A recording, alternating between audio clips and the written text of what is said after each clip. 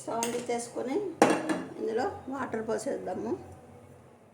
ఒక ప్యాకెట్కి 4 గ్లాసులు నీళ్ళు పోయాలండి.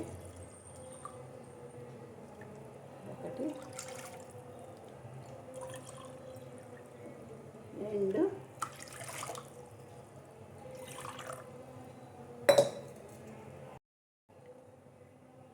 2 పోసానండి. ఇక ఇది 3వ గ్లాసు, 4 గ్లాసులు.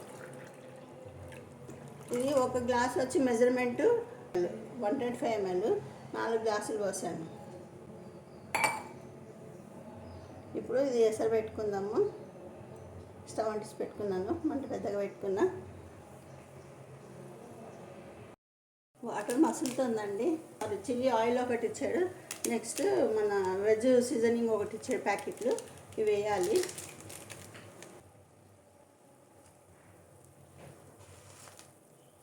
ఇది 80% ఉడికిపోవాలి. ఉడికిపోయాక ఈ వాటర్ అన్ని ఫిల్టర్ చేసేసుకోవాలి.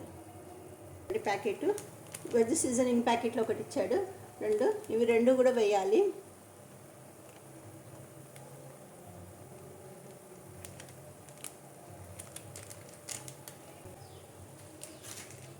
టేబుల్ స్పూన్ అంత వాటర్ ఇందులో ఉంచుకోవాలి. మిగతా వాటర్ అంతా ఫిల్టర్ చేసేసేయాలి. ఫిల్టర్ చేసేస్తున్నాను నేను.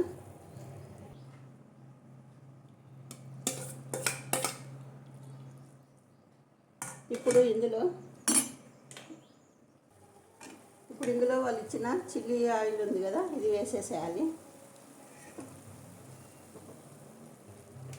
ఈ మసాలా పౌడర్ కూడా వేసేయాలి. సీజనింగ్ పౌడర్ ఇచ్చారు కదా, వెజ్ సీజనింగ్ పౌడరు, అది కూడా వేసేసాను.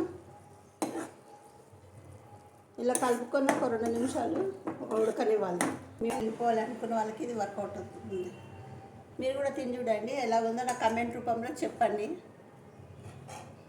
మరిన్ని వీడియోల కోసము కొత్త వీడియోలతో మీ ముందు ఉంటాను. Bye bye.